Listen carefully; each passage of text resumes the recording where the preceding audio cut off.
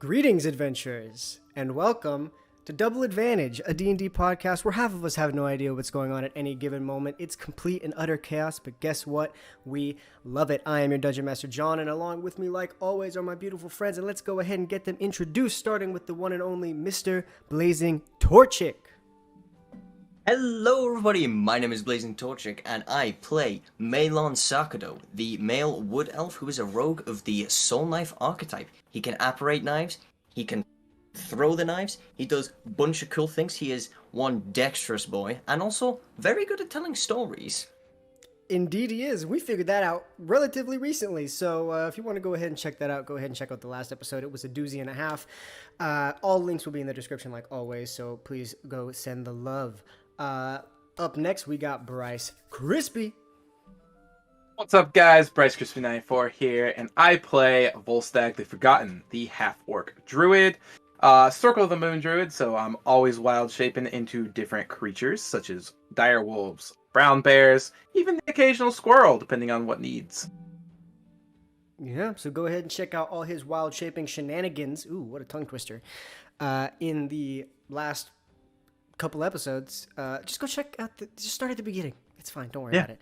Episode links in the description. We're working on some cool stuff. Monster Corner, go ahead and link you Yep. Leave your comments down below for the next monster you want. We just did Owlbear, so we did. That was fun. Just did Owlbear, and I think it's up now. It's up. Yeah, it should be up. It's up. Up. And last but certainly not least, returning guest character Renny, Texas. How are you doing, my friend?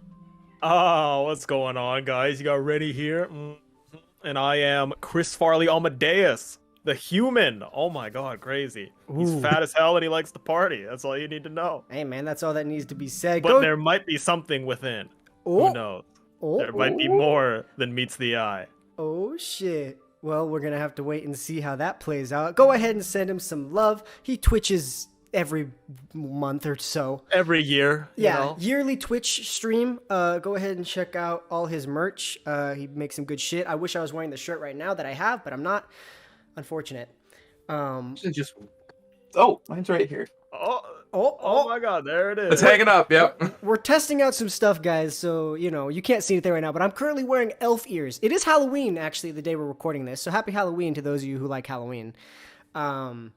There it is, man. Yeah, so let's go ahead, get a couple announcements in before we get started. Our continued collaboration with the Love Brace. You can't just do that. You can't just put the Spider-Man mask on in the middle of my fucking promo. You cannot just do that.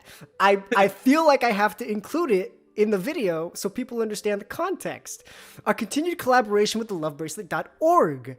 Helping to fight against domestic violence. Go ahead and purchase yourself a fantastic bracelet. I'm all fucked up now. Use coupon code ADVANTAGEDOUBLE for 30% off your purchase. That's all I'm going to say because my groove was thrown off. Usually I'm good at that promo, but whatever. Last but certainly not least, go ahead and support the artists of the show. Mitch Ninja, Carl Huber, and of course Renny, Texas. He's right here so we can say thank you. Thank you. We love you. And yeah, anything else before we get started? No, I think that's everything. All right. Oh, shit. God damn, the Spider-Man mask. Damn.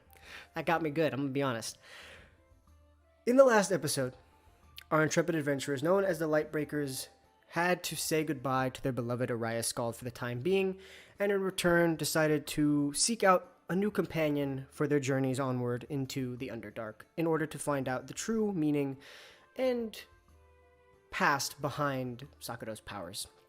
They ended up arriving in the Shadow Star Adventuring Guild, met the Tiefling Guild leader, Creed, and met up with a man known as Chris Farley Amadeus, a portly gentleman who loved to tell stories, loved to party, loved to drink, and loved to buy out bakeries just for the sake of doing so. They decided, in order to see if this relationship would work out, to head over to the Silverrock mines in order to rescue an individual who went missing about 3 weeks ago. And that's where we are. As of right now, you guys have just exited the Crystal Rose Spire, home to Arcanist Ossian Willowjin, the gnomish wizard who has been aiding you guys thus far in your inquiries as to Sakato's powers and other stuff. So as you arrive, you can see the city out out in front of you. The fresh air kind of starting to fill your nostrils. What would you guys like to do? Just realized that I don't have my notebook. That's why you take notes, motherfucker. Okay. Right, weren't we gonna leave straight for Silverrock after we visited the Arcanist? I believe so, yeah. And we have to head west to was it west or east? It was west because it's between Snowcaster and Minas. There you go. There you go. Yes. Yeah. And it's about 2 days there, 2 days back. Okay. Is our cart still at Fibrix? It would be, yes. Okay. Well, I believe our business with the Arcanist is done. Shall we make our way towards our friend's house so we can collect our card and get going? Yes, I think that seems like a good idea. Amadeus, you care to join us? Sounds good to me, boys.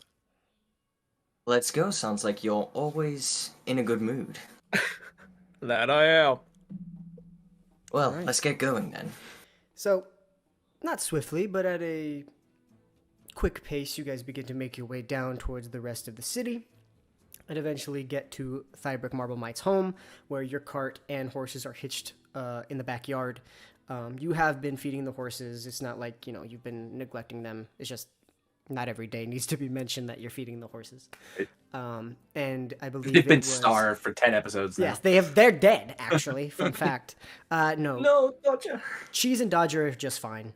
So you guys can go ahead and hitch up the cart and begin making your way out of the city walls. You can see a couple of thorn guards kind of holding post here and there around the city. The presence is not nearly as much as in Zota. This is, like I said, a regal, wealthy, upper-class town. Even the lower class is still pretty wealthy. So the guard presence here isn't too terribly high, considering the crime rate is relatively low. But, as you pass them by, a couple of them are holding spears, kind of have swords, like, just resting on their shoulders, and they give you gentle nods as you guys make your way out of the city. The gates are opened for you, and then you guys make your way out, and they begin to close. You can hear the as they are kind of chained back. And you guys begin your way towards the Silverrock mineshaft. So let's go ahead and anybody who wants to, roll for the travel conditions for the day. We'll go day. This is a little bit easier to go through day by day because it's smaller travel. Are we rolling just like a regular net or D20? Yeah, what? just the D20. I should have clarified. Okay. That's my bad. All right, I can do it. I'll roll a D20.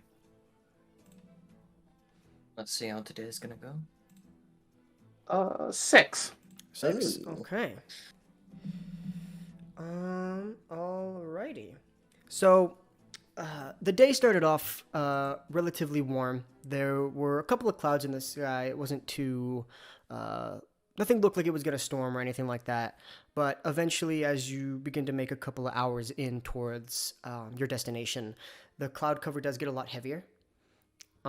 It does eventually get gray, but it doesn't start raining. But the wind does begin to pick up a little bit.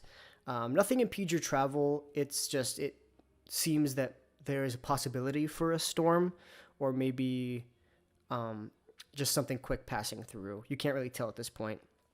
But eventually, time does wind down, and it does slowly turn into sunset if you guys want to find a significant place to camp down for the night. We want to camp for the night, or would we like to keep going? I say we Take shifts. Camp? Okay. Yeah, camp sounds good to me. Okay. Somebody go ahead and roll a survival check to find a nice piece of ground or a nice area that you can take safe cover from. All right, I can do that because that +7's nice. See? +7's nice. Yeah, it's nice. What'd you get? A 9. 9 total? 9 total. Okay. As you start making your way further and further from the city of Snowcaster was founded on this relatively flat piece of land that kind of encompassed for a couple of miles. But eventually, as you start getting out more and more, it gets a little bit more rocky. It gets a little bit more. Obviously, you could drive the cart through it, but like nothing's smooth. So sleeping on it is gonna be you're gonna wake up with some back pain. But you find something that will work. It's relatively wide open. You could see stuff for a long period of time. But you couldn't find anything to cover you from the wind. So the wind is kind of still hitting you a little bit harder than you might want. And the ground is not as comfortable as you would have wished, but it's something. So you go ahead and start a fire. It does manage to stay. You kind of dig a little deep hole so the wind kind of just goes over it. And you eventually are met with nighttime, and you guys can converse. You can head to bed, start picking shifts, whatever you wish to do. So who'll take first watch? I can take first watch. Okay. Amadeus? Yeah, sounds good. Sounds good. Okay, so full stack Amadeus me. Sounds good. I have I a like question it. for you, John. I'm sorry, what? So like, what do we know about this quest? Like, we're looking for a missing person, but do we know anything about that person, or just that there's a person missing? Yeah, so you go ahead and you look back to the quest. It was basically like a scroll wrapped around with a piece of paper that was handed to you once Creed had written down that you guys were going to take the quest, took it off the board, wrapped it in a piece of paper, in a piece of wire, and gave it to you. And basically within it, it says that about 3 weeks ago, a man by the name of Ruthern had gone missing. His last known location was the Silverrock mineshaft. He was a worker in the mineshaft, a coal miner. And no one that was there that day can confirm nor deny his exit from the mines. What was this name again? Ruthern. Ruethurn. Ruthern. Okay, cool. Cool. And so basically went in for his job, didn't come out. All right. And nobody could find him when people would go in. And so, yeah, his family sent out a thing, and it does say reward dead or alive. It has been some time, so I believe the family, you could assume they anticipated the worst. And so it doesn't say how much, but it does say dead or alive. So that is as much as you know. And the Renny, because none of you two would know. Renny, you've been in Snowcaster for a while. Go ahead and make let me check here. What would be the best? Go ahead and make a history check for me to see how much you know about the Silverrock mines. All right, let's do it up. I actually know how to do this. Oh my god. Hey, look at that. Yeah, I know my stuff, apparently. Okay, 11.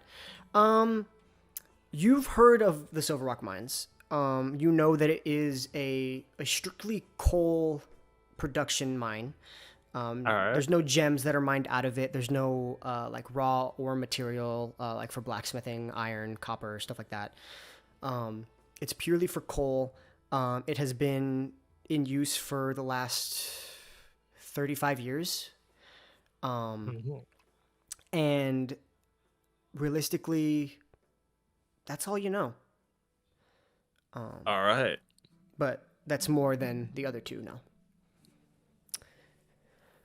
So, yeah, you spend your time looking back at the quest sheet, reading through that. And so now you guys can do what you wish. If you wish to move on to watch, converse. So Amadeus, you're from this area, at least been here quite some time. Have you ever been to the mine, or know any info that might be pertinent to our current journey? I haven't been myself, but I have heard a few things here and there. Mine is relatively old, 35 years or so, and it is exclusively for coal. No other BS. Pretty straightforward. Don't think it's too out of the ordinary, but, we can only find that out with firsthand experience. Right. It's good information to have. Thank you. Of course, my friend. If you two would like to bed down, I'll keep first watch, and I'll wake you, Amadeus, when my turn's up. Let's do it. Get some rest. Alrighty, so you guys go ahead, begin to bed down for the night. Kind of bundle yourselves up. It is a little windy. Kind of get yourselves cozy in a nice position. Volstagg, go ahead and make a perception check for me for the night's watch, please. Hey, nat 20. Okay. Oh, let's go. Ooh. You have a hard time getting comfortable. There's not really anything for you to lean up against to kind of relax. There's no trees, there's no rocks. It's flat land. The ground is not comfortable. So you have no opportunity to get cozy. So you can't doze off. You can't find, anything to distract you. You're kind of, you're uncomfortable. And when you're uncomfortable, you're just looking around and you keep a extremely keen eye like an owl out everything. It's a flat land. You can see for a couple of miles, and all you hear is the gentle wind breezing by and the sounds of nature at night. And nothing seems to be threatening you, and you can go ahead and get your rest. All right. I'll take my watch, and then I'll just kind of walk over to Amadeus and tap him awake. Jeez, already? Son of a Yeah, bitch. it's your turn. I'm looking forward to this. Let's do it up. Excellent work, Volstagg. Thank you. It's not a very comfortable watch, just so you know. Didn't pick a very good spot for us, unfortunately. Well, so be it. I'll do my best. Alrighty. Volstagg, you go ahead, you bed down. Sakado, you continue to meditate in your trance. And Amadeus, go ahead, roll for me a perception check. Oh boy, here we go. All right, my man's riding the 11 train. He was not kidding. It is uncomfortable. You can't find good solid ground to sit down on. You can't lean up against anything, and you're just like, God damn, it's getting colder. The wind's kind of blowing through. You're kind of looking out about. Every so often, you think that maybe you see something or hear something, but you're just like, it's the wind. It's not a big deal. Yeah. You look about, you hear a couple of little skitterings and movements, but you just chalk it down to being, some animals, maybe some squirrels or something. But nothing seems to be catching your eye. And eventually the time comes for you to end your watch and to go back to sleep. And so you can go ahead and wake up Sakado. Actually, he would probably be naturally waking up from his trance at this point, because as you are looking around, this is your first time with these people. And, this is the first time you've had to be alone to, experience them. And you could see that, like most elves, you would know this, Sakado does not sleep. Elves enter a meditative state, almost like a trance, almost like, I don't know how to, kind of like he just shuts down for a minute. He doesn't actually sleep. He just kind of goes within himself to rest. And you can see that eventually, naturally, he wakes up from this trance. Got it. Fancy, man. I'm impressed with that ability. I hate sleep. High key. All right, so I guess I approach Sakado. Well, it's time, my friend. Final shift, and fair warning, it's awful out there. Oh, lovely. Always great to know beforehand. Alrighty, so Amadeus, Thank you you bend down. You bed down for the night. Where are we going now? Okay. And you eventually fall asleep. Sakado, Last watch, go ahead and give me a perception check. Oh boy, get ready for the nat 1. 14, I'll take it. There you go. Alrighty. Let me go ahead and... hold on, sorry. Alright. I'm sorry, what did you roll again? 14. Alright. So, yeah, they are not joking. Shit's not comfortable.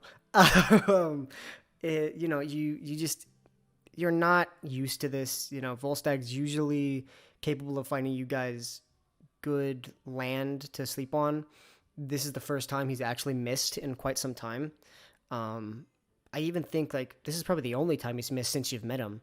But he's unfamiliar with, this part, the more you get closer towards Keelmark, I'm sure you assume it'll be better, but as you get further away, it might not go too well.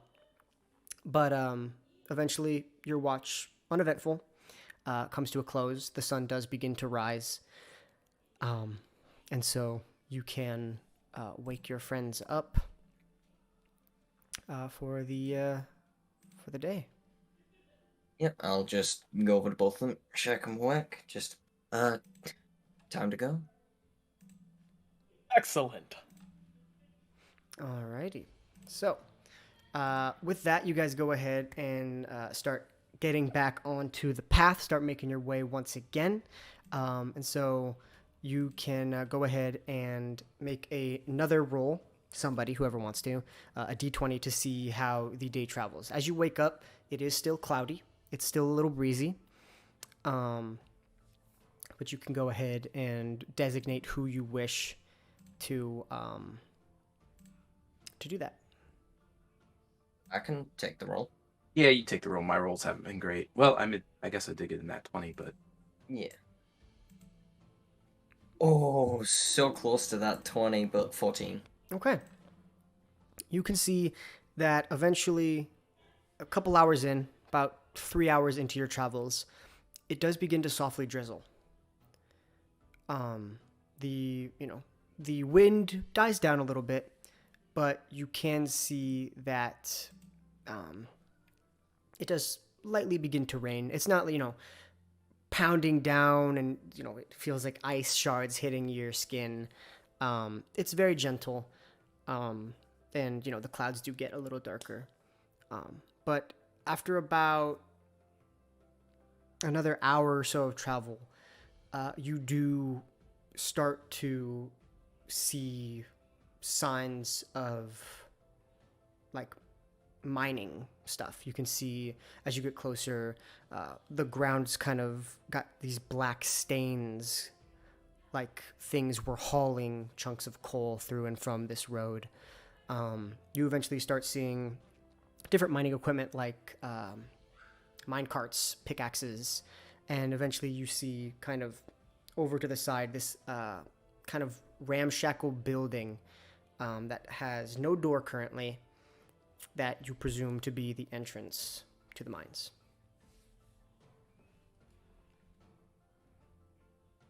That certainly looks interesting.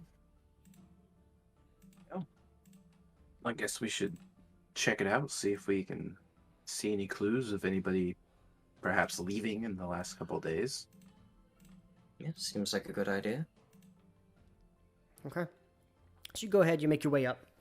And somebody go ahead and make an investigation check to see if you can deduce the entry and exit of this mine. Anybody got a good investigation skill? You've got the best. I can assist you and give you advantage if that's good.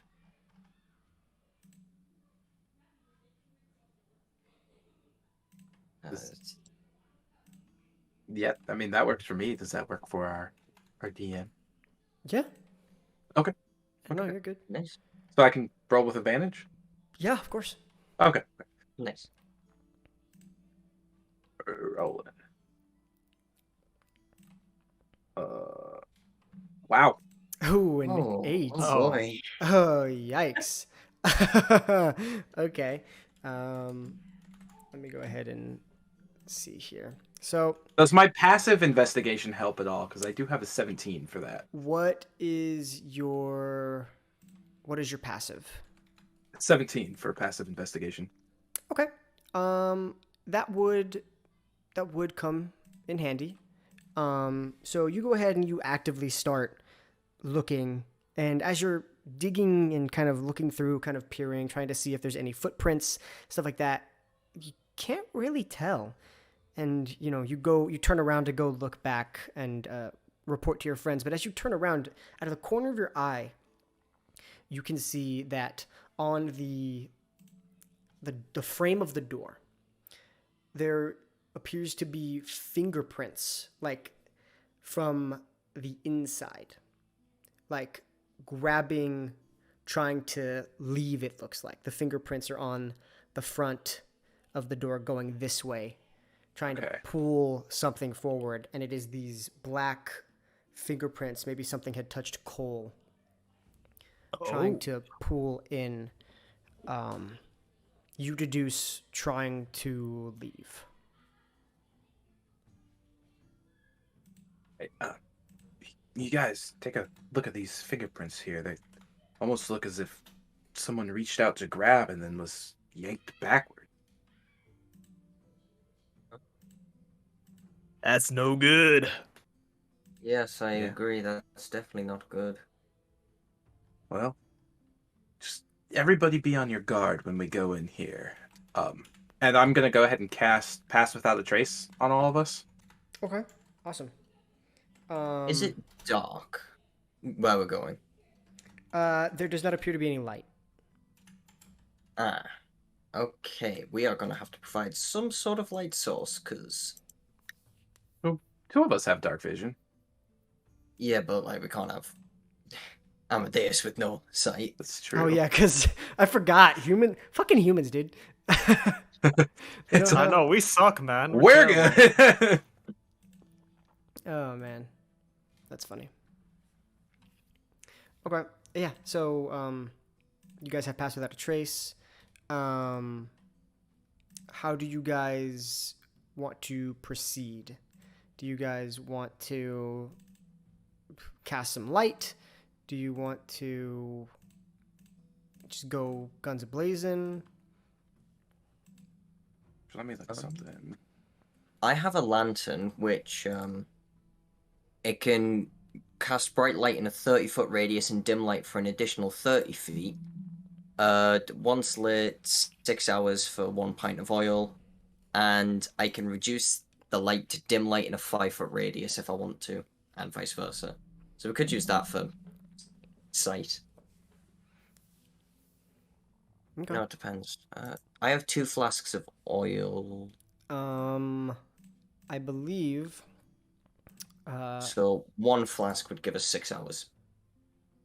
It's pretty good. Okay. And then, yeah, you can make it dim, and then that combined with my Pass Without a Trace should keep us decently stealthy, depending. Okay. It'll give a little bit of sight. Okay, you go ahead and you light it up with a matchstick, and it begins to radiate with this faint light.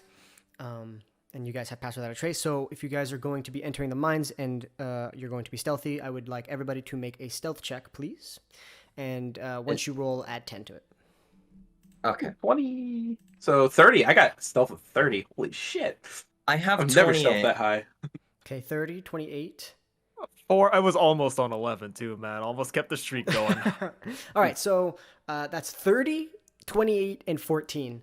The 30 really covers your guys' bases, but a 14. Oh, thank you. A 14 at the worst is still good. Pass Without a Trace, save your ass there. Yeah, dude. So you guys slowly begin to enter into these mines, and as you do, it's narrow. You guys can't walk, shoulder to shoulder. You guys are gonna have to walk into a line. So how do you guys? What's the formation here? I am quite portly too. You gotta keep that in mind. It's a tight fit for you. It's a tight fit for you.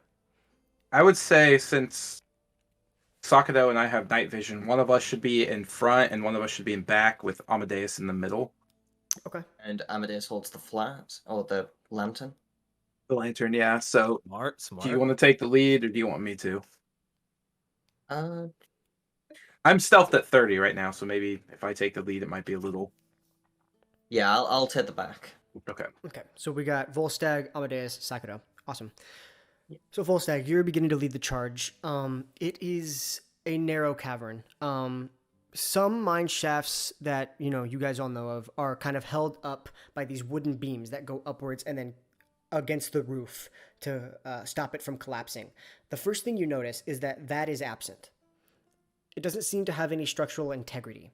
It seems to just be a hole that was dug and has somehow held its shape. The walls, the floor, the ceiling, all are made of solid stone. This solid gray stone that you would think should be a hazard.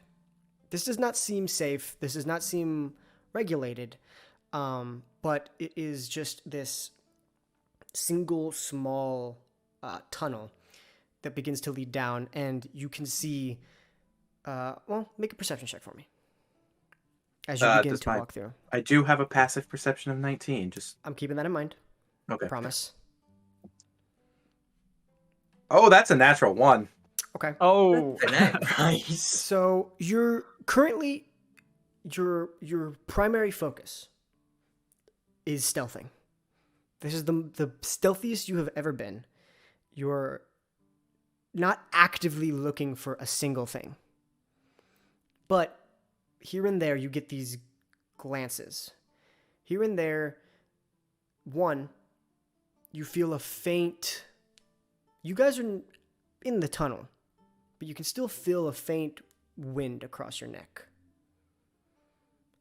And as you're walking down, you can see that there are those same fingerprints that look like claw marks trying to go in the direction you're coming from. And they, as you get deeper and deeper, they get more sporadic. They get more, well, for a lack of better terms, panicked. Before, they just seemed very straightforward. Just fingerprints against a wall. Then it turns into this cluttered mess of just, now you can't even tell if they're fingerprints. Just looks like black marks on the walls. And eventually as you get down, it's about 5 minutes of just straight walking through a tunnel. And it doesn't seem to be going deeper. It's kind of like a slow, steady decline. And eventually you come to this split path.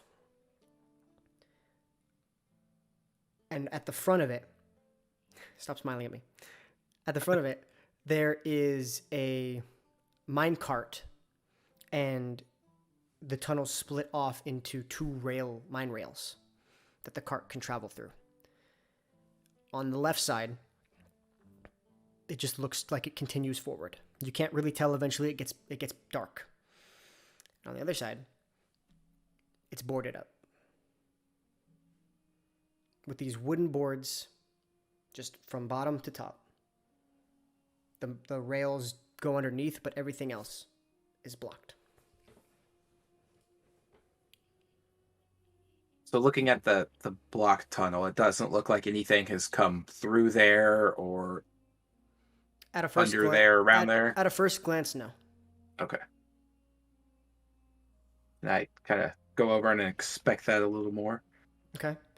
Go ahead and make an investigation check, because you're actively trying to see what's up. That's a 14 plus 2, 16. Okay.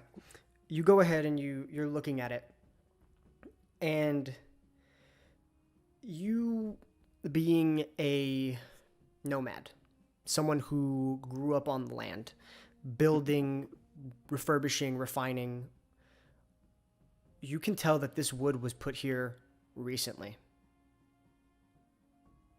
Like more than 3 weeks recent? Less than 3 weeks recent. Okay. For sure.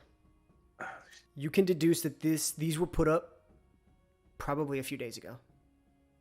All right. So, yeah, I just start trying to pull these wood planks off Okay, go ahead and make a strength check. Is anybody going to help him? Both of you watch as Volstagg goes up and kind of starts analyzing the boarded up cave entrance, and then just begins to start attempting to rip off the wood. Well, it seems he's made a decision for us, I guess. Something must have led to this. I got a 19. Okay. Yeah, you guys are standing there, talking to each other, and he just starts ripping off and tearing off the wood. You could hear the snapping, the cracking, and he just throws it to the side. And as you do, you make an entrance. You don't rip it all off. You make a nice little entrance that the three of you can fit through. And immediately, as you open it, you can see that the black streaks were on the back side of that wall. Just fingerprints. And you can see that on the exterior, or the interior, I guess you should say, chunks of the wood are clawed and ripped out. Like nail was dug into this wood as an attempt to do something. And it was just ripped away. You could see the wood splinters on the other side. Yeah. There's definitely something in this mine. We need to be very prepared for a fight. Whatever this is, and this man was terrified. Look at this. And I show them the claw markings. I wonder what was in here to cause him this much panic. I don't know, but it can't be good. And this might not be the first that it's taken. And it might not be the last, so I think we should keep going. Agreed. We should make sure we're not next.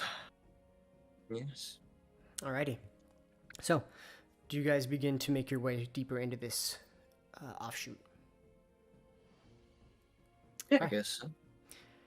As you guys cross that threshold, you look and you can see the claw marks, you can see the fingerprints smudging against, and it starts to kind of affect you. I need everybody to make a wisdom saving throw. Oh, great. Is this gonna charm us or put us to sleep? No. Okay. Oh, natural 20. All right. Nice. I got a 16. How do I do a wisdom 23. saving throw? It would be, it's up in the Yeah. saving throws column. Professional over here. For you, Of course. wisdom, it's up top. It says +4. Oh, that's... Where is this? Oh my god. Uh, Wait, it's- no, I see it. Yeah. Yeah. I got it. Saving throws. There you go. He's got Oh, it. 14. Okay, 18 18, overall. 23, and 20. Nice. Okay. Pretty good. As you guys cross this threshold, you see this imagery, the splinters in the wood, the claw marks, you can almost envision the panic and the terror that this individual might have felt. And for a brief second, it kind of begins to overwhelm all of you. And you guys realize that this is what you're here to fix. This is what you're here to solve. This is why you came here in the first place. Why should I turn back now? And you all kind of just expel that feeling from your bodies and begin to trek forward. So with that, after tearing through the wood, I'm going to need another stealth check from all of you, please. Because it wasn't necessarily the most quiet thing in the world. That'll be 33. Yeah, 18 for me. 33, 18. Oh boy. And 18. Eight. Okay. You 18. still have that +10.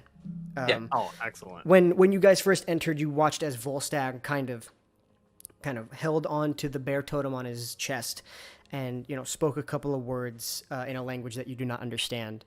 And this energy kind of began to swirl around you all and then cling to your skin. And you noticed, just now actually, that your footsteps have not been making any sound and they have not been leaving marks in the ground. He has somehow augmented your ability to be sneaky. And so you guys continue forward, being relatively stealthy. And as you begin to make your way deeper and deeper, you can see that before, as you were traveling down, it was just a cavern. There were a couple holes here and there that you presumed maybe were some coal veins running through that had been mined. But as you begin to make your way down this path, you can see that there are coal veins that are untouched, unmined, left there. And with your passive perception, Volstagg, you can see that fingerprints have been left in those veins.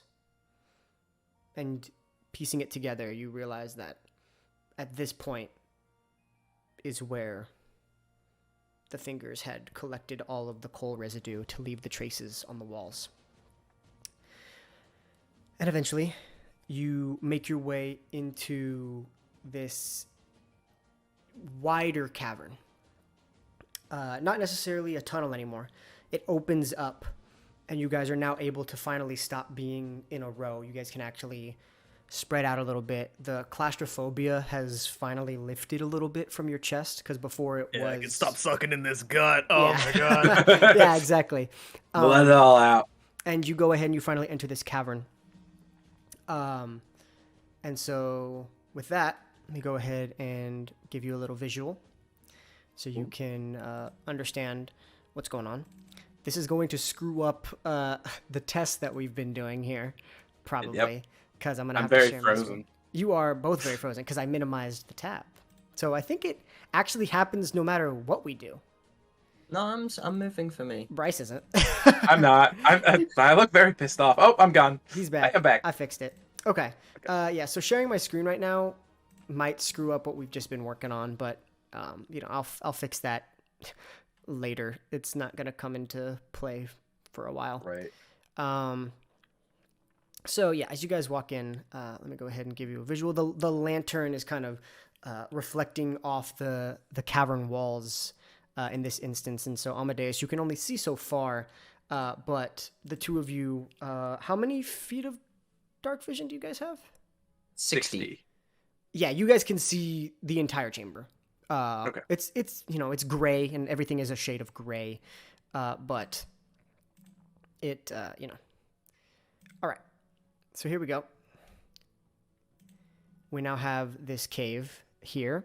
So where would the three of you be situated at this moment? Honestly, probably just like that. I would probably be one square to the right, because I was at the back. Okay, 1 square to the... like that? Or back there? Yeah, back there. Okay. Volstagg, are you good there? Yeah, I'm good right there. And Amadeus, you're the purple circle because we don't have anything for you. Excellent. Awesome. Yeah, I do want to stay as close to the homies as possible here, given I can't see anything. Okay. So I Yeah. think, yeah. Okay. We'll say that you have you're holding the lantern in one hand, and you got a hand on Volstagg's shoulder as a guide for you. Yeah. And so yeah, you guys, you can still see me though, so it's fine. I guess that's the whole point. Right. So yeah, you guys you are now in this position. You can see that there are stalagmites and stalactites going up and down, creating kind of this. While before you were in a horizontally claustrophobic area, you're now kind of in a vertically claustrophobic area. The ceiling does get pretty high in certain spots, but as you're looking around, you can see these pools of water that have over time formed due to the drips from the ceiling. You can see various forms of fungus currently growing here in the pitch black. And you can see that there are spider webs strewn about. And you can see that there are these... Well, go ahead and make a perception check to see what you guys see. Yeah, all of you guys. Amadeus with disadvantage because it is difficult for you to see. I'll take a I 21. got a 10. Okay. All right. How do I do disadvantage? Oh my lord. Just right click on it. Yeah, right click on it. And it should give you a gotcha. disadvantage button. We didn't learn that Yeah. for a while. Yeah, we didn't. Okay, so 10, a 21, and an 11. Damn, you and your fucking 11s. Still better than me, and he had disadvantage. So, Volstagg and Amadeus, you guys are currently tag teaming. And Amadeus, you're kind of restricted with your vision as to what's currently visible for you. And Volstagg, you're kind of keeping Amadeus, structurally safe. But Sakado, as you begin to look around, we'll say that at this point you've kind of come out a little bit. You can see that in some of these webs are these small white ovular shapes. No. And- We are not having a repeat. And they seem to be in these webs. They seem to be... You can't tell if they're eggs or cocoons or prey that has been wrapped up. It could be an egg. It could be a rat that just got caught and decided to, get eaten. But as you start making your way around, we'll say that, you get around here maybe, you can see that you see some of these similar structures, but much bigger. What went from the size of a rat went to the size of a small child. And at a first glance, you think, okay, maybe they're eggs. But they seem to be a silky exterior. And it seems that something like bigger than you would think has been brought in as prey. What are the two of you doing as this is going on? Probably actually walking up behind Sakado so we can kind of stay together. Okay, so you go ahead and start making your way. Let me go ahead and we're gonna fix this eventually. I'm gonna have my hand on my scimitar the whole time, just in case. Okay, you go ahead. You have one hand on your scimitar. You're keeping Amadeus in check. Not in check, but making sure that he's okay. Right. Yeah, that would be weird if you're. It's like, hey, stop touching shit. Hey. Yeah. Don't touch that. But yeah, you make your way behind, and with your passive perception, you see the same thing. Okay. You are seeing these smaller, but still bigger than normal wrappings, and you can also see what appears to be larger, almost childlike predator wrappings. And I take my scimitar and cut one of them open. Okay, you go ahead and you kind of slash it open, and immediately this conglomerate of liquid begins to pour out. This putrid smell. Ugh, And- Jesus. And you can see that this liquid begins to pour out, and right now it's colorless. You can't see anything. But as Amadeus kind of takes a step forward here, the lantern light begins to emanate it and light it up, and it is this deep, dark crimson color. Oh, that's blood. And as it begins to spill out, you can see bones begin to flow through, and this puddle begins to form at the bottom. Jesus Christ, man. Bones? Oh my god. So, would I know these bones to be like human or at least humanoid? Go ahead and make a medicine check. Okay. Oh, let's go. 17. Immediately, you can tell that they are humanoid bones. Due to their structure, you deduce that they are not children bones. Okay. They do seem to be fully developed. You presume halfling, gnome, goblin. Do we know what species Ruthern was? It did not say. Okay. Um, Well. And that's what happens as you cut that open. And immediately, well, not immediately, but ever since you've been in this cave, you feel this slight breathing on the back of your neck. And at first you chalked it down to Amadeus breathing on your neck, Volstagg. Yeah, it smelled like bagels and booze a little bit. Yeah. So you chalked it down to just that. But Sakudo, you kind of, with your perception so high that you rolled, you start feeling that breathing on your neck. You turn around, nobody was behind you at the time. You turn around again, and now they're there, your friends. And it kind of trips you out. And I wouldn't say it necessarily scared you, but it did raise for concern. And as you guys are kind of watching Volstagg dig through these piles of bones, you begin to feel like you're being watched. You feel like there's 100, 200 eyes just peering at you. And you begin to look around and you don't see anything. There's nothing in this cave. But it starts to make the hairs on the back of your neck stand up. Are they visible? Could I inspect the roof? Sure. Yeah. Okay.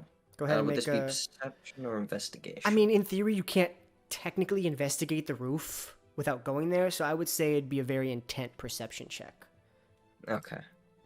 That's what I would rule it. 15. Okay. You look up, and you don't see anything. You're looking in between, which ones are stalagmites and which ones are stalactites? I couldn't tell you. I used to know this, but I do not know this anymore. It doesn't matter. The stalactites or stalagmites, I'll use both. You look in between and you don't see anything. You can see the water slowly dripping off a couple of them. But you look up, nothing there. Stalagmite is from cave floor to up. Yeah. So Mite- stalactite would be down. So tight is down. Yep. Yeah. So you look up at the tights, nothing. Well, this cave is certainly unsettling. Have we got anything on the blood and bones that we found, Volstagg?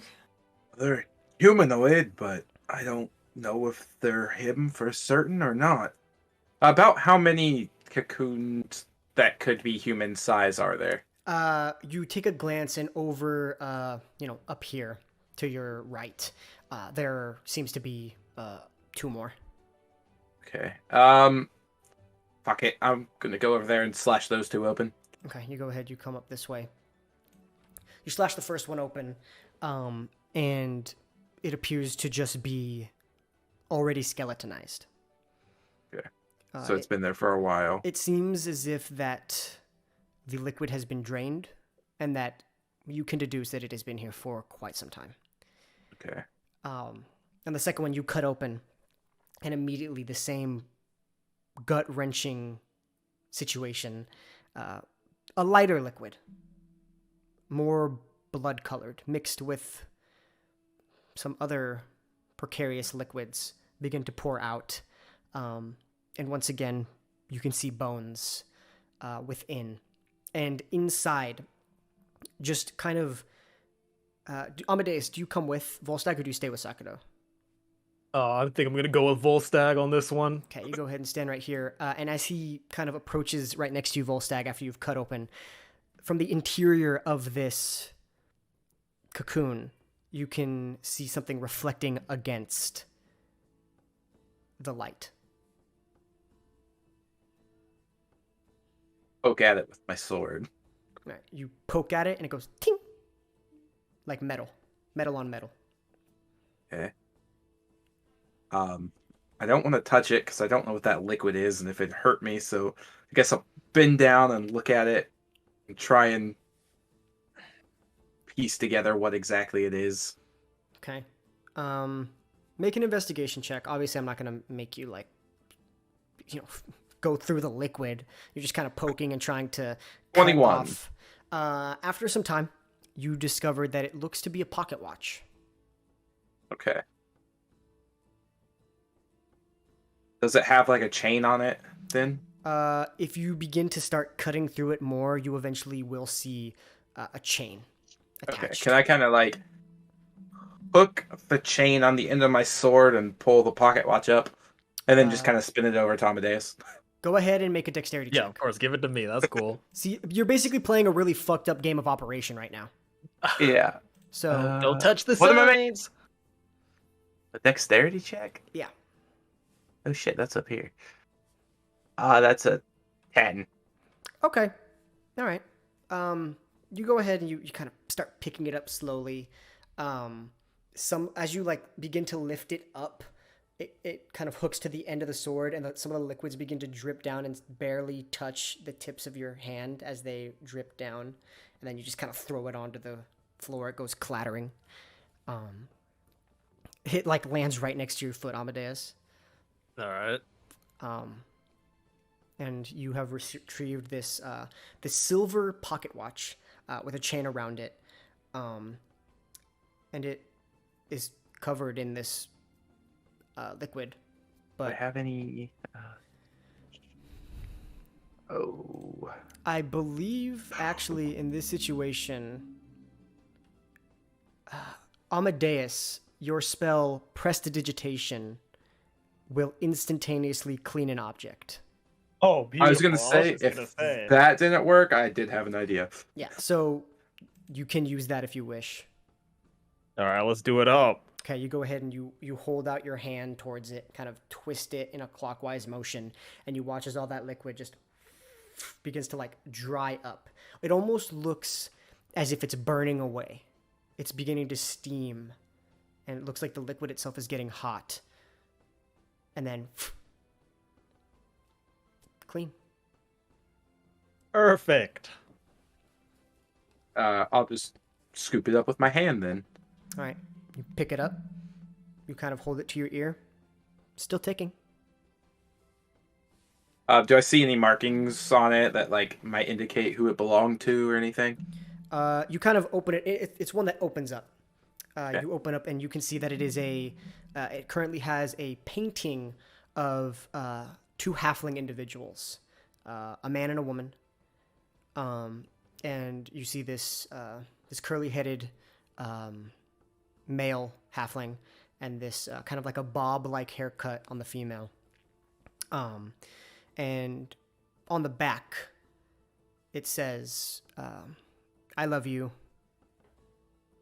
From the name is kind of scratched out a little bit, but it says addressed to Ruthern. I'll shout Well, over. I don't want to shit. shout, actually. I just kind of motion for Sakado to come over to us. Okay. You go ahead and you kind of come up this way.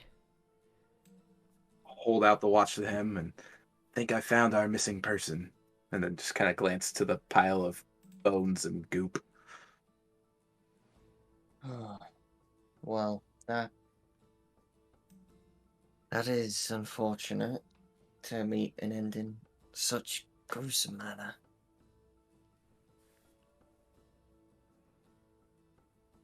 What could have caused this? The webbing, it's leading me to think spider, but I've never heard of a spider that does this. Do I have any knowledge of a creature that did this? With my being from...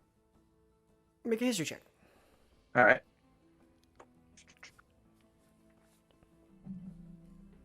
Uh, 12. 12.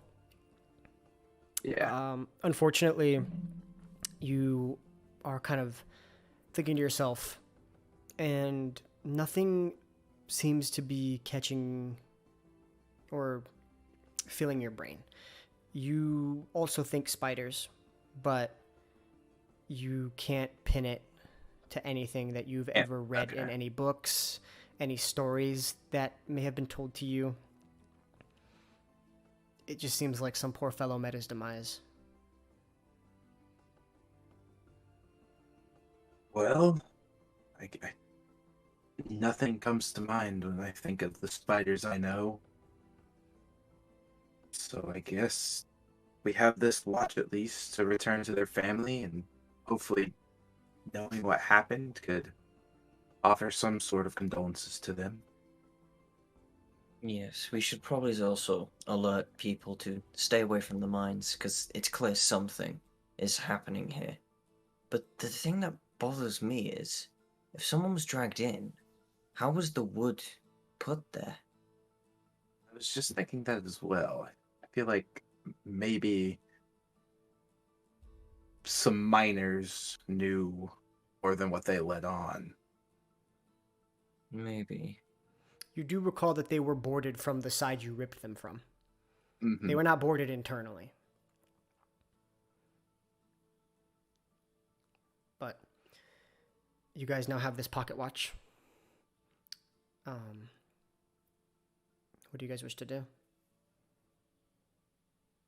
I want to see if I have something. Okay. Sakado, did you say you had some oil? Yes, I have one more flask left. The other was used up in the lantern.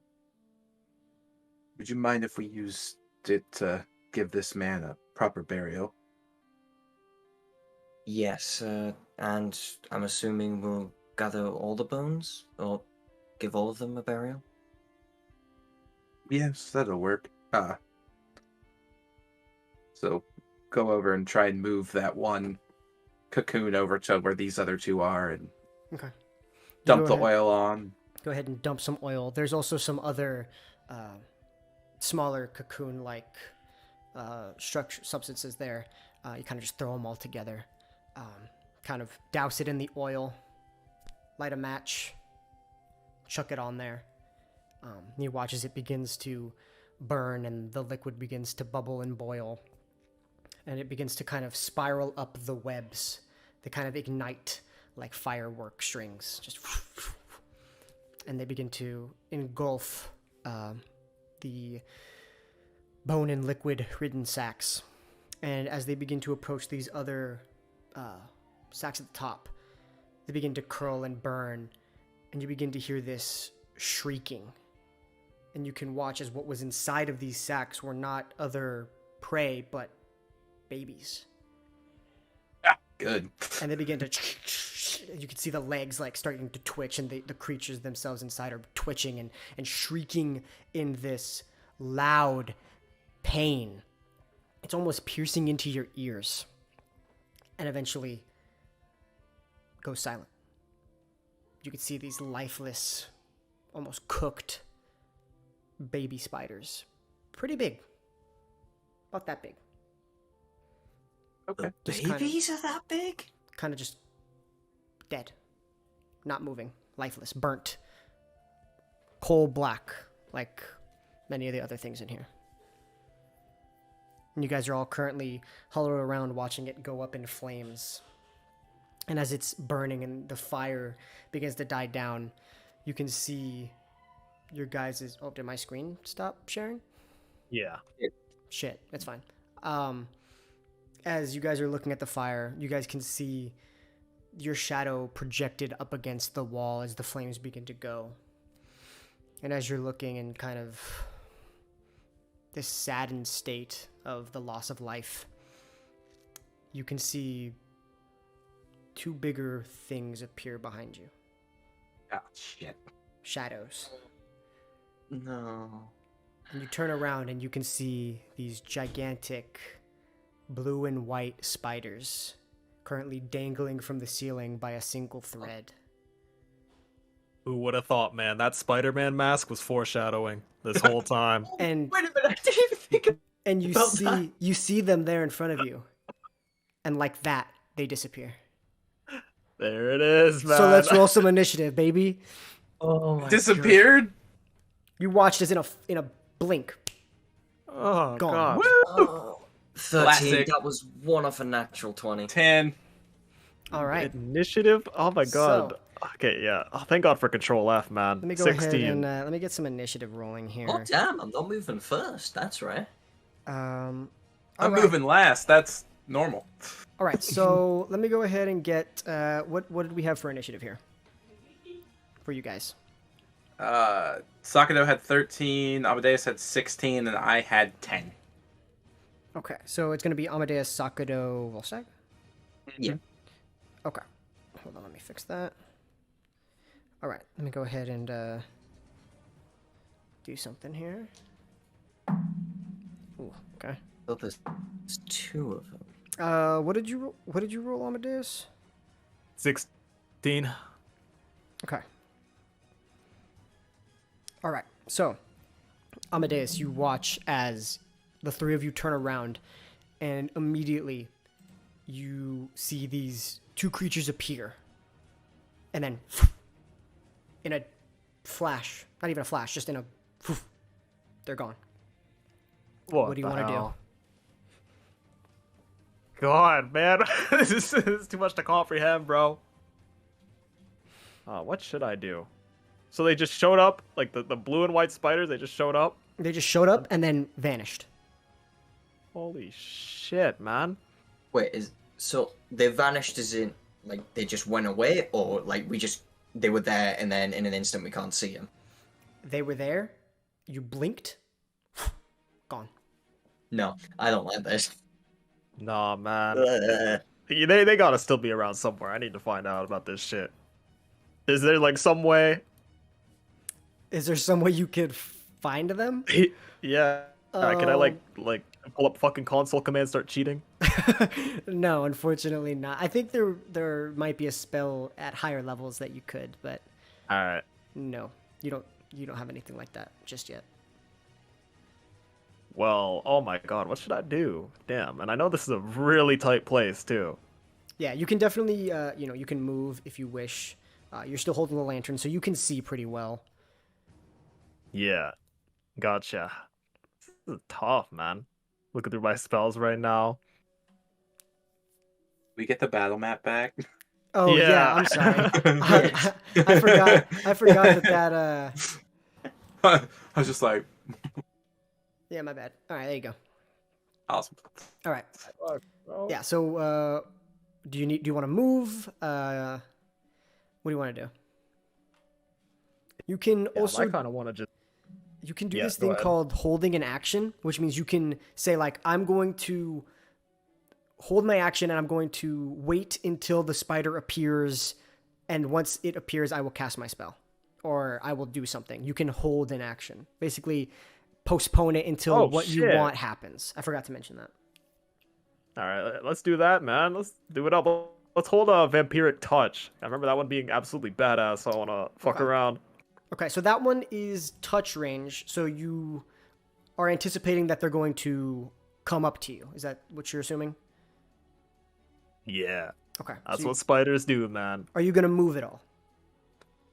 I want to stay close to the boys. In the Okay. meantime, You go ahead and you begin to focus vampiric touch, and with that, you watch as one of these creatures with just a flash, not even a flash, I don't even know why I keep saying flash, just an immediate just apparition. You watch as yeah, just frame one. it appears back Oh God, god. those are disgusting. Right no, here. I hate that. Right Feet here. off the floor. It's kind of half of its body is currently in the water, and the other half is currently got its fangs and arms reared up in your direction, Amadeus. But so the second it appears, you do get to use Vampiric Touch on it. Nice. So go ahead and roll. Click the +8 to see if it will Yep. hit. All right. 16. 16. That hits. So go ahead and click on the 3d6. All right, 11. All right, and you heal. Well, or do you get temporary hit points from that, or do you get actual hit points from that? That's a good question you that I regain- did not it's- answer. You regain hit points, so nothing happens. Alright. But it will take 11 points of damage. Nice. As it apparates back, and immediately you grab onto one of its fangs. It's almost the size of a flute or something like that. Like you can wrap your hand around it, and the purple, Yeah, like a banana. yeah, there you go. And the energy just kind of coils up your wrist and pulses into this creature as it kind of flinches, and you can see, the limbs kind of start twitching, and it almost looks to be like apparating in and out due to the pain.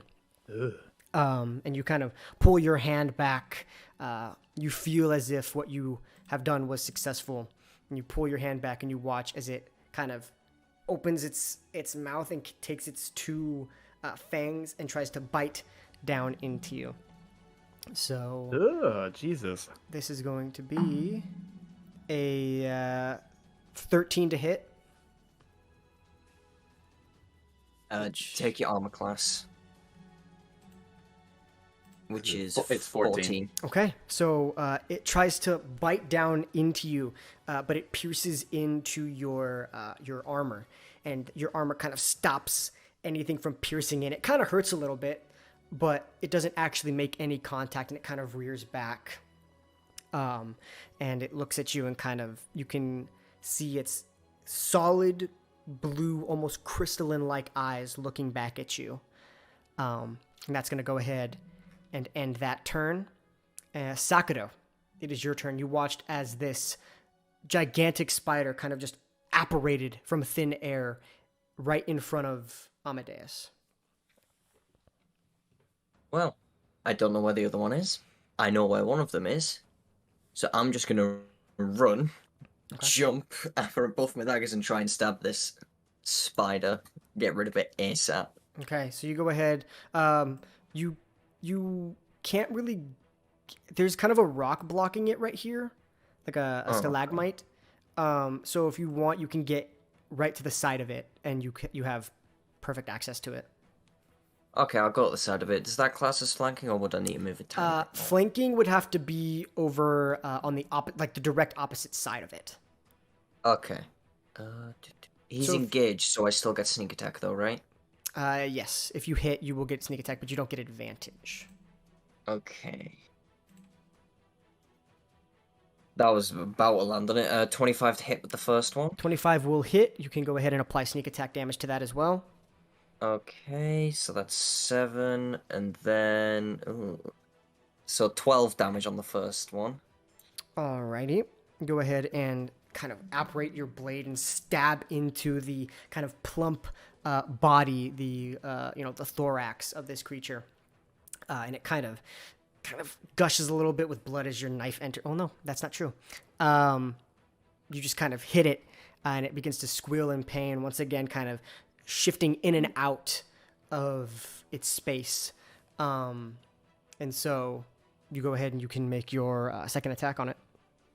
Okay, let's go. Oh, 19, so 27 to hit. That's going to hit. Go ahead and roll your damage. 6. I'm rolling bad for damage. Alrighty. Jeez. So with that, you go ahead and you hit it again, stabbing into it. It begins to squeal and starts shifting and pulsating. And you go ahead and kind of prepare yourself for anything that it might do. Is that going to be the end of your turn? So 3. I'll move back right next to Amadeus. Right there? Yeah. Okay. And you didn't leave its range, so it doesn't get an attack of opportunity. So with that, you guys watch as the other one, out of thin air, apparates, and is going to come right here. And it's going to go... We're going to go with Volstagg on this one. So, with that, Volstagg, you watch as it appears out of thin air, and it is going to attempt to make a bite attack at you. Okay. That is going to be a 19 to hit. Yeah, it hits. Alrighty. Let me see here. You take 12 points of piercing damage as it clamps down into your flesh. And I need you to make a Constitution saving throw. Of course. No, need a con saving throw. Oh no. 15, 17. 17. You get pierced through, and you feel this boof, boof, boof, this pulsation go through your body, and you are going to take. God. Oh shit! 8 points of poison damage, and that's it. You can feel it. You feel your body fight it off. You feel as if it could have been worse. Oh, it could have been worse. Awesome. Oh. But Oh, lovely. your body fights and resists this poison that fills your veins. And with that, it is now Volstagg, your turn. Okay, so I just got bit by this thing. Fucking hurt. I'm gonna go ahead and cast Thunder Wave at the 2nd level, straight at the one that just bit me. Okay. Thunder Wave. What does Thunder Wave do? Creates a wave of force that sweeps out each creature within a 15-foot cube, but that shouldn't be anybody if I direct it right. Can you Other than pick the this- cube? It says originating from you. Originating from me. In a 15-foot cube? Yeah. That's going to hit... Well, 15-foot cube, so 5... 10, wait. So 5, 10, 15... Wait. You'd have to move up one for it to not hit Is that how that works? me. Yeah, because what it'll do is, so the line right in front of Volstagg, it'll hit the spider on the 2 squares, and then me, and carry on for 2 extra squares. That'll be the 15-foot cube. Does I feel so like... I need. Does it emanate in a 360, though? I Like, don't- around you? In a 15-foot cube? No, I figured think that it's would be a directly in front. Diameter.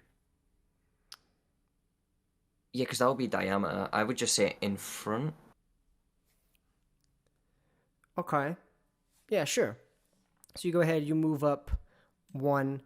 Okay. And yeah, we'll say that because I'm not, the wording in some of the spells is bad. So we'll go ahead and say Right. that that'll allow you to get perfect cover so that you don't hit your friends. Okay. So what does the spell do? So it on a failed Constitution saving, or the creature must make a Constitution saving throw. On a failed save, the creature takes 2d8 thunder damage, but I think that's only at 1st level.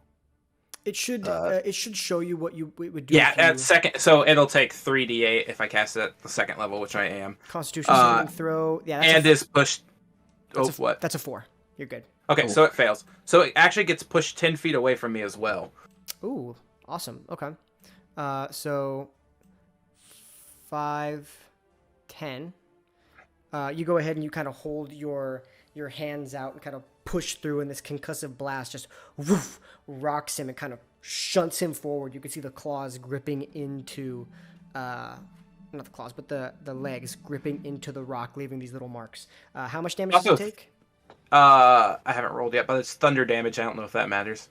It does not. So he's going to take 7 damage. Okay. Do math. Okay.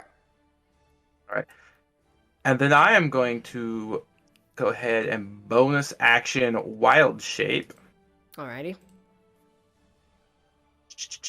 into... Oh, I don't know yet.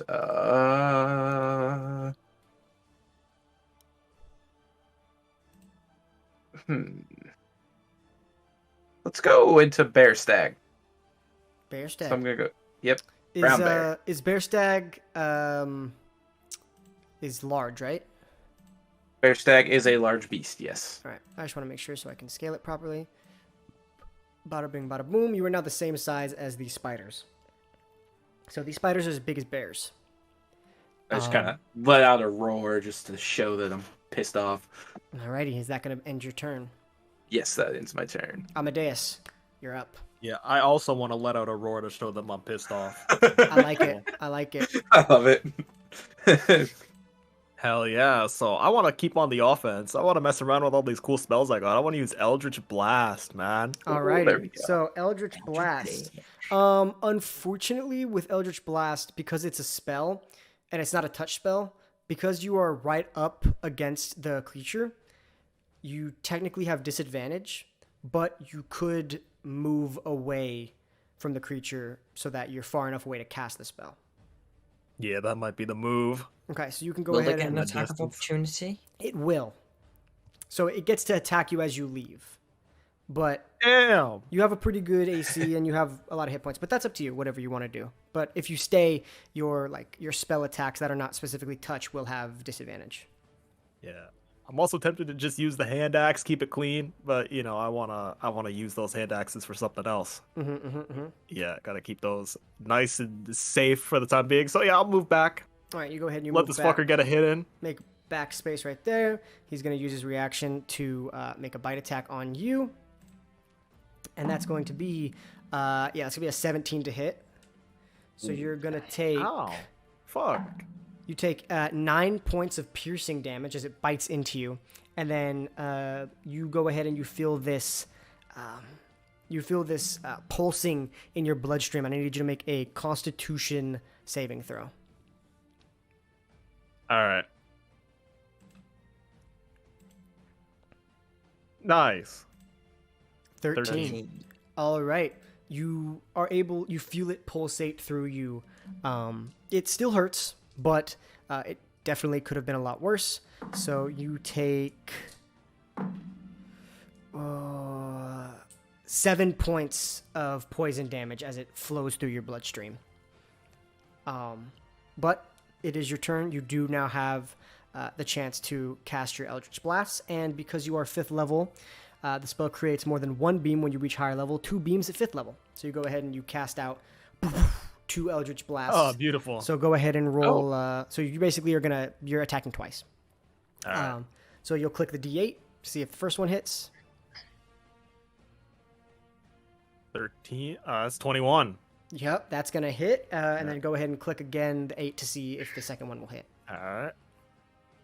And that's a 27. Yep, they both hit. So go ahead and click the D10 twice. All right. Oh, by the way, Yes. Chris has a trait, which means when you hit a creature with Eldritch Blast, you can push the creature up to 10 feet away from you in a straight line. That is true. Okay, how Ooh. much damage is that total? That is... Yeah, I Damn. got 8 and 9 on that. Jeez. Yeah, I ain't fucking let's around, go. man. Alrighty. So, 17. how would you like to end this creature's life? Oh my god, that's a good question. Well, shit, I grabbed the son bitch by the fang earlier. Let's keep going. Let's play dentist and aim right for this bitch's mouth. All right, you go ahead and you kind of form this energy. What color is it? What color is this energy that you form? Oh my lord, man. Let's go. Shit. I want to use the same color palette used in the painting and the pocket watch, man. This is for our boy. This is for Rue Okay. right here, man. All right, so you go ahead and it's a kind of a brown color like his hair. You Beauty. go ahead, you send out these 2 beams, kind of almost chucking them as they just sear through the air and just hit this creature right in the face. These 2 black scorch marks begin to kind of burn up the side, and it kind of collapses down, kind of sinking deeper a little bit into this pool, kind of halfway in there, as that creature meets its maker. And because you have I believe you have a special trait here. When you reduce a hostile creature to 0 HP, you gain 10 temporary HP. So you go ahead and you now have an additional, I'll put it in here for you. You have an additional 10 temporary HP. As the essence Nice. of this creature, as you've killed it, it almost looks as if its soul is kind of escaping its body, and you hold your hand out and it just pulls into you and kind of gathers onto you, and you feel as if you're a little bit hardier than before. Yeah, spider soul. And I believe that's your turn. All right. So with that, that creature's dead. But you watch as from the corner, right there in front of you, Amadeus, and over Yeah. there, two babies begin to Oh, Son of what a the hell? hatch Oh, out no. through the side. And the one right here is going to be attacking you, Amadeus. Oh, excellent. And that's going to be, a dirty 20, so it's not a crit. So that's going to go ahead and do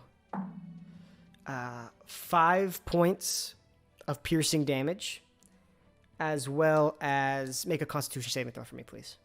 Yeah. All right, 22. Yep, that's all good. So you go ahead and you take 4 points of poison damage. As this baby, right. you feel that the damage, you feel like the poison is not as potent, due to these younger insects. So arachnids, sorry, don't fucking sue me, people. I'm fucking taking a bug class, all right? Leave me alone. Wait, but would those hit the temporary hit points first? Those directly attack the temporary hit points. So All right. So it'd be Down to 9, or down to 1 temporary down to 1 temporary hit point. Yep. all right. All right, and the other one, let's see. The other one is going to, on the ceiling, 1, 2, 3, 4, right here on Sakuro, and it's going to drop from the ceiling and try to bite you. Okay. That's a, yikes. That's a 17. Oh, AC 16. Ooh, yikes. All right. Here we go with, 10 points of piercing damage as it kind of Uncanny bites. dodge. Okay, all right. Bites right down Down to onto your 5. neck, and pierces into your neck. And then I need you to make a Constitution saving throw, please. So that 10 would be half the 5, right? Yes. Okay. And con saving throw? Oh! Natural This 20. boy ain't poisoning me. Natural 20. You take 4 points of poison damage as it still releases its poison into your body. And you shake it off, kind of throw it off of your neck onto the floor right there, and it kind of hisses at you, kind of has its fangs wide open. I mean, it's pretty big. It's the size of like a wolf or a dog. These babies are. Disgusting. And with that, you watch as both of them gone. Oh, God, they're still invisible. And they disappear. Oh, we haven't. Are these like the displacer beasts? They're invisible until we hit them. And with I feel that, like it is Sakuro, your turn. You watched as these babies hatched, attacked, and then vanished. Whoa, I don't like them. Well, they're vanished. I can't see them. I can still see the big spider, so I know exactly what I'm aiming for. Alrighty. You throwing or you stabbing? I'll stay out of its range. I'll throw. Okay. No sneak attack because technically it's not engaged with anything. Yep. Sadly. Oh, you're teasing me here. 16. 16. So close to that 20. That's going to hit. Go ahead and roll some damage. Okay. Ooh, 11 with the first one. Nice. Alrighty, go for it Nice. again with your bonus action. 18 hits. So That's, it hits. yep, you're good. And 7, so 18 total. Whew. Yeah, those are some hefty hits. You go ahead and start throwing these daggers. Amadeus, you watch as he just kind of creates from this energy, throws them, and as they hit, they just vanish. That's And sick. he starts kind of throwing them, like how he hit you with some of his weapons in the Yeah. bar fight. He's just kind of throwing them with a little bit of finesse. And with that, is that the end of your turn? Do you have anything else you wish to do? I would like to back up 1 square, so 1 closer to Amadeus. Alrighty, you back up that way. Alright, it is now the spider's turn. It is going to just straight rush towards Bear Stag. Bring it, bitch. As he is the current perceivable threat, bigger is more threatening in this instance to this creature. And it is going to make a bite attack. That is going to be a 14. Oh wait, shit. I'm not. That hits because I'm a bear. Alrighty, that is going to be 12 points of piercing damage, and I need you to make a Constitution saving throw. When you make a Constitution saving throw in animal form, do you use the animal? Because I think you keep everything. I think you keep your intelligence, your wisdom, and your charisma, but you don't keep strength, dex, and con. So I think you make it with the bear's Constitution. Saving throw. So my Constitution is 16 plus 3. So is that my? Oh shit, that's better than regular Volstagg. I know. Yeah. That's what. All right. Yeah. Okay, So go ahead just and d20 plus 3. roll a d20 and 3. All right, we got a 14. 14. That's going to go ahead and save. So you take 7 points of poison damage as your more resilient bear form kind of, you feel it enter your veins. You kind of grit your teeth, but you shrug it off once again. And with that, you watch as disappears. Oh, what? Shit. And Volstagg, it is now your turn. Okay. So I have keen smell, right? As a bear. Okay. Can I try and sniff out these spiders, or? Sure, go ahead. All right. I'll let you do that.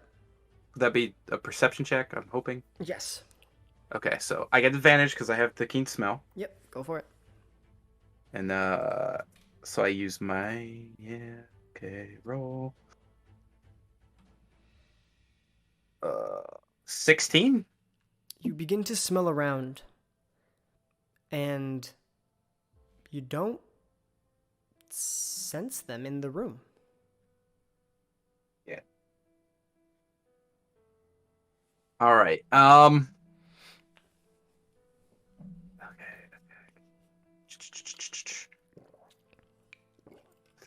Bonus action or an action when I'm wild shaped? Oh, you trying to heal yourself?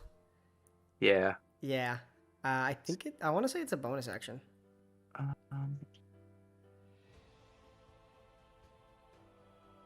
As an action. Yep, bonus action.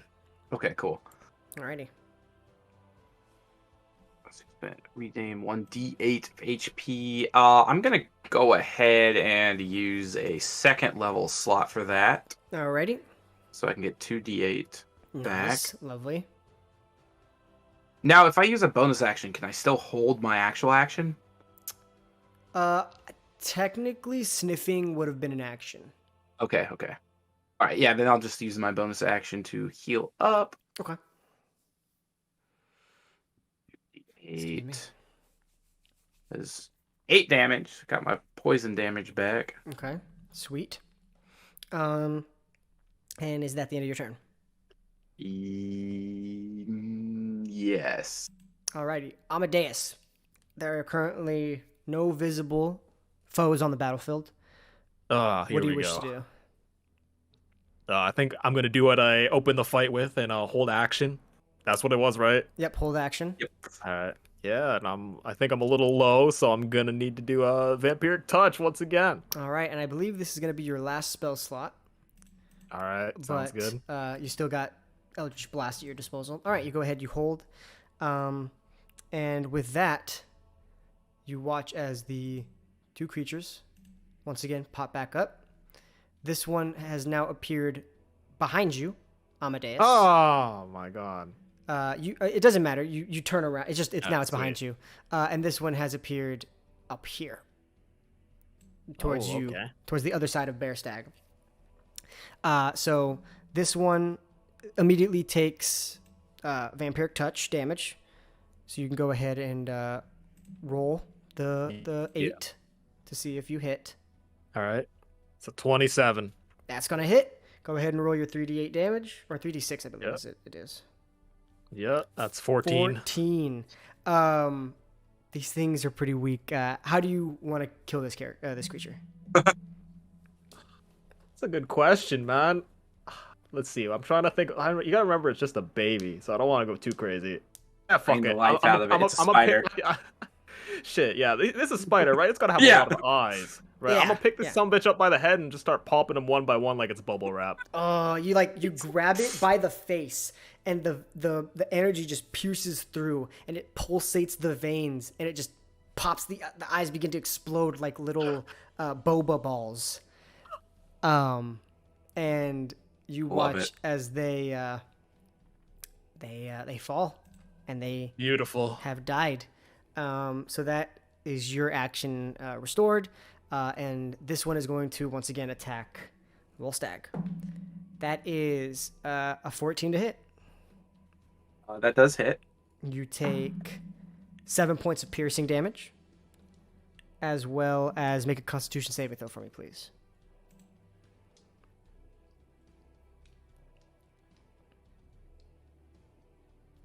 What did I say that was? Plus, oh Plus shit. 3.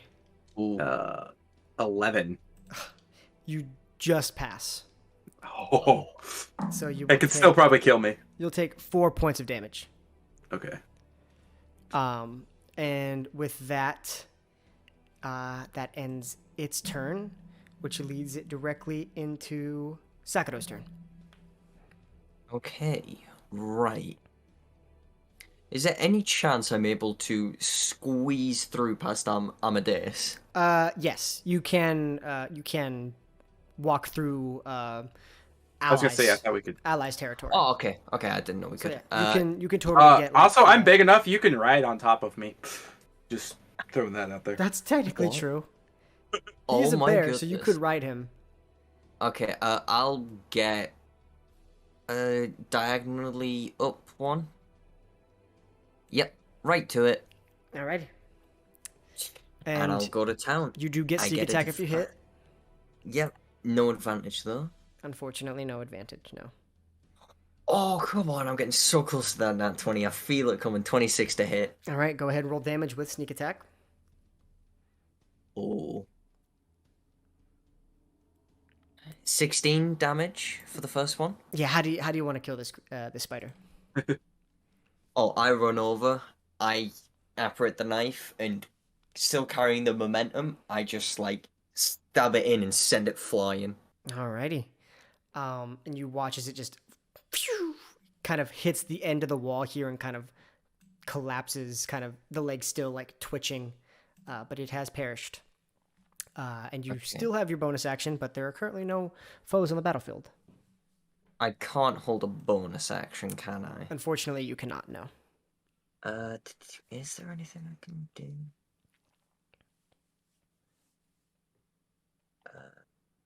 No, okay.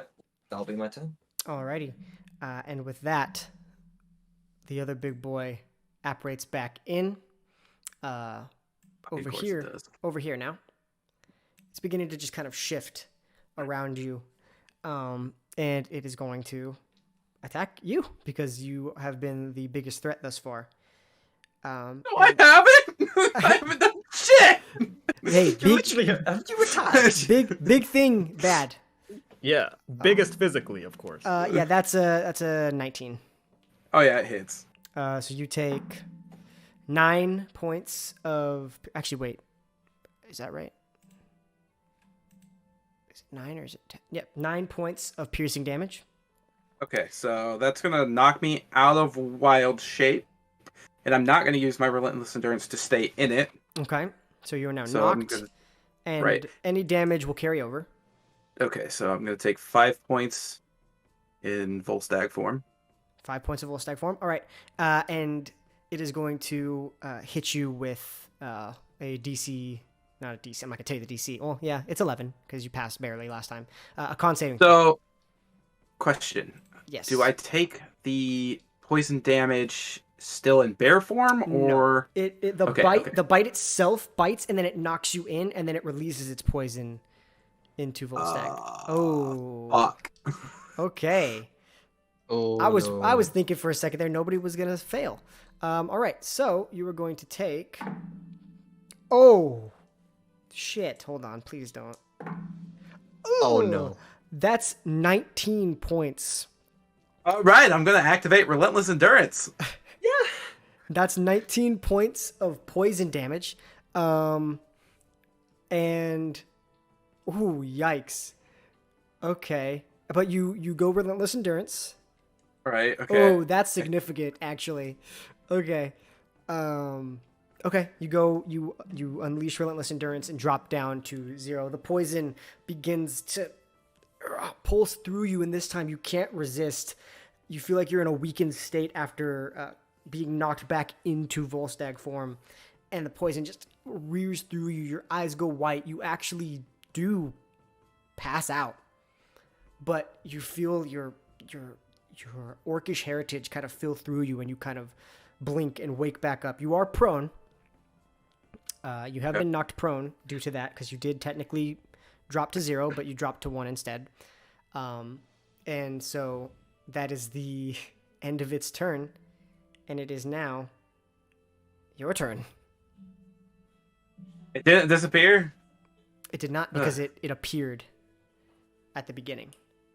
Okay. This thing has...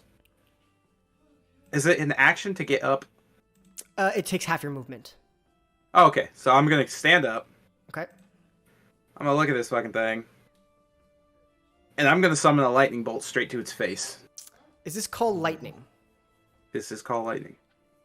Does call lightning work in a cave? So... I kind of wondered that, but... I mean, let's look it up. I never saw anything.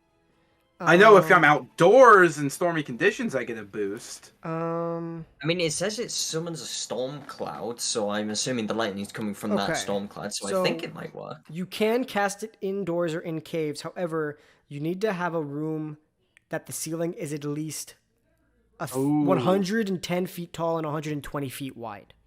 Okay, so I probably can't do that one. Alright, then I'm just going to do Thunder Wave again at 3rd level. Okay. Alrighty, and you might want to get right here so you don't hit Amadeus. Yeah, that works. What level are you casting it at? 3rd. Oh, shit. Alright, what's the saving throw here? 15. Constitution.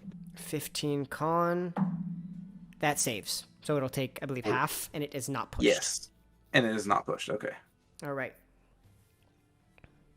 It is still going to take half a 78.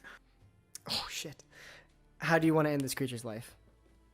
Oh, I just want it to, like, explode from the fucking sheer force of the thunder. All right, the thunder begins to rattle the body. The pulsating, the shifting nature of this creature, already imbued, but just begins to vibrate even more profusely, and then eventually just combusts as the side of the cavern walls are splattered with this just conglomerate of spider. And you have eliminated what seems to be, for the moment, the last of them. And you kind of now have a moment to breathe. The dust has indeed settled, and the combat is over. I'm also going to go ahead and cast Healing Word on myself at the 3rd level. Beautiful idea. Because I'm, dead. Yeah, that sounds like a very good idea to do that. I would assume as well that is probably a very good idea to do. There's 8 points of damage or health back, which isn't the best, but... Hey, it's still pretty good. Yeah, considering I was on 1. Yeah, right? So with that, everything's quiet. Nothing is moving. Nothing's appearing. What do you wish to do? Let's look over at both of them. I fucking hate spiders. Yes, I can certainly agree to that. That was not pleasant. They were just gone and then back. That was not fun. Seems like you took the brunt of it, though. You think? Yes. Sitting there Jeez, with, man. fucking poison pussing out of my open Yeah. wounds. Oh god. Man. Rest in peace, Ruth Thurn. Yes, it is sad he died that way. Can't Oh. imagine how terrifying that would have been. Did I walk over to the baby spiders and collect their fangs? The 2 that were killed? Yeah, you just rip them off. All right, cool. So what is that, 4 fangs? That'd be 4 baby phase spider fangs. I was going to say, because I feel like the other 2 probably don't have fangs left because they got kind of Yeah, they got exploded. One got exploded, and the other one specifically got targeted in the teeth. Yeah, like literally. Yeah. So you grab these. They're about the size of a wolf's fang. Okay. And you rip them off, and they kind of drip out this kind of light green, acidic liquid. I want to take these to the Arcanist and see if he can tell us what the hell these things were. Yes, I would really like to know what they were as well. We also should definitely tell people not to come to these mines unless they know how to kill them, because who knows if there's any more. Which brings me to my next point. We should get the hell out of here. Yes, we should. We've got what we need. Unfortunately, we didn't claim a person, but we at least have the story now. Alrighty. Let's get the hell out of here. You guys go ahead. You book it out of there. Did you cast any spells that require concentration? Me? Yeah. No, Trace, actually. Okay. Pass so without a trace is concentration. pass without a trace would still be active Oh, cool. because it has not been an hour. I believe it's an hour, and you didn't Yes. cast any other spells with concentration. Technically, I should have been having you make concentration checks during combat because when you take damage, Yeah, it I forces... I mean, we could just say it's dropped. I was gonna say I can just recast Okay. it. We'll say I it dropped. still have a spell slot. We'll say Yeah. that you dropped it. I actually kind of assumed I dropped it as soon as the battle started. Okay, that's fair. So If that's all what right. you believe, then okay, we'll go yeah, with that. yeah. I'll just go ahead and cast it again. All right, go ahead and make another stealth check as you begin to exit the mines. Plus a D10, obviously. 27 from a 6. Damn, that's pretty good. 14 from a 12, so 24. Okay. And Amadeus. Stealth check. All right. I know how to do this now. I think I'm learning. There we go. Let's go. 28. Damn! Yeah. Nice. Sneakiest of all of us. He really doesn't want any more spiders to see him. I'm presuming same marching order as before. Yeah. Okay, cool. So you guys go ahead and quietly make your way out of the mines, passing once again the boarded up area that you had ripped apart, continuing forward, and eventually reaching the outside where it is currently raining.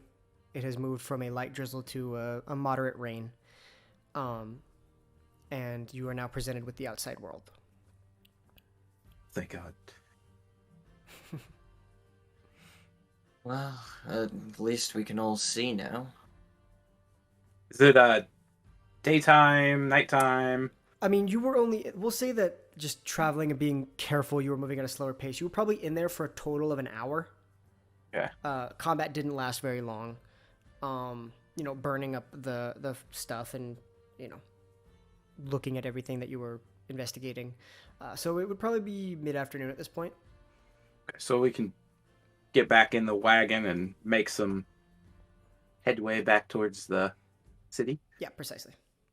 So, unless there's anything else you wish to do, you guys make your way through. Eventually, it will become nighttime. If you guys want to do camp, you can, but you don't have to. Camping sounds good because Yeah. I'm almost dead. Yeah, we should definitely Yeah, rest. that definitely wasn't great. But yeah, okay. So you can go ahead and you rest up. And you guys, Short rest or long rest for this? yeah, you guys can pick that. I mean, if we what's our normal considered? Is that I say we usually get a long rest. That's what I've been treating as. Okay. Yeah. So yeah, we'll just. So who wants to take first watch? I guess I'll do it. All right. Yeah, I have a Yeah, feeling that I'm the most healthy after that shit show back there. I'd like to So- take the last watch so I Yeah. can just fucking sleep. Yeah, Yes, good as you idea. should. Yeah, Alrighty, seems good. go ahead and make a perception check for me. Yeah. Nice! 1, so 2. Let's go, Natural boys. one. Natural one. You know, you're thinking about the spiders. That shit Yeah. was crazy. You keep replaying that badass moment in your head of you killing him. Oh, that was awesome, man. That was for real, man. I also really want to drink too. Yeah, But man. You Nothing kind of on me. you can maybe try to muster something together if you want. No shot. All right. But yeah, you keep playing the battle in your head, and you're just like, oh shit, Damn, I'm fucking awesome. damn. And you go ahead and you Kill wake the up. fuck out of those spiders. You wake up Sakato for his next part. All right. It's time, Sakato. Excellent work back there. I mean, I know firsthand about those daggers, but to see it on something else for once, haha, beautiful work. Yes, you did fine work yourself with those weird blast thingies and that thing you appeared to do with Volstagg. I'm very intrigued as to what that actually does. Mm-hmm. Especially that essence as well that came from the spider. You're quite the interesting character. I'll take that as a compliment. Well, Oh, I meant it as one. excellent. Well, I'm do what I do best. Nothing. Yes, you get your rest. Alrighty, go ahead and make a perception check. That's a 9. Ooh. You too. You're like, damn, that battle. You keep thinking. You're very intrigued by Amadeus, right? The concussive blast that were coming from him, the almost soul siphoning energy that he possessed on 2 different levels. One by harnessing the energy from someone else's pain, turning it into his reward, and then kind of siphoning the life essence of another creature and applying it to himself. It was very intriguing and almost concerning if it weren't for the fact that he has this aura about him that is so genuine, kind, funny, confident. So you just pass it off as somebody who just knows a thing or two. And nothing happens on your watch. Oh, goodness. So you can go ahead and wake I'll up just- Volstagg. Yep, I'll just shake and wake to say, I know you took the brute force of the damage, but you've still got your watch now. Don't worry, I'm feeling much better after a nice sleep. Ah, that's great to hear. Alrighty. Right? You know what to do. It is 12. Can we get a good perception check? Man, you just are like, Not. God damn, I forgot fucked up in that battle. I almost died again. You keep replaying it in your head as how you could have maybe done better, but all the times you're like, well, fuck, no, I was gonna die anyway. Like, this is terrible. You Displacer piece all over again. you do Shit that disappears I don't like. Yeah. You start thinking back on when you thought you were knocked out, and you just felt this, like, something inside of you kind of just, this only happened a few times before, kind of just, like, brought you back from the brink of unconsciousness. You keep thinking about that for a while, and eventually the sun begins to rise, and you're like, oh shit, I wasn't really paying attention at all. Oh well. And the day does eventually go. And with that, you guys go ahead and make your way traveling through. It is no longer raining. The storm has subsided, and you can go ahead and make your way safely, day's travel, more or less. So you would have... So on the way there, it was a day and then a little bit into the day. Then you traveled a little bit of the day and then a whole day. So you will honestly arrive pretty late in the night. We'll say this. By the time it starts to get to night, you know that you're relatively close, so you could push through a little bit, or you could camp one more night.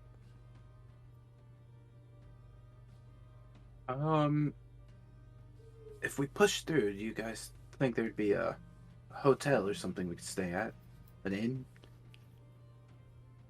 We could ask Thybreak if our friend can accompany us. Amadeus, you know that the Shadow Star Guild has beds.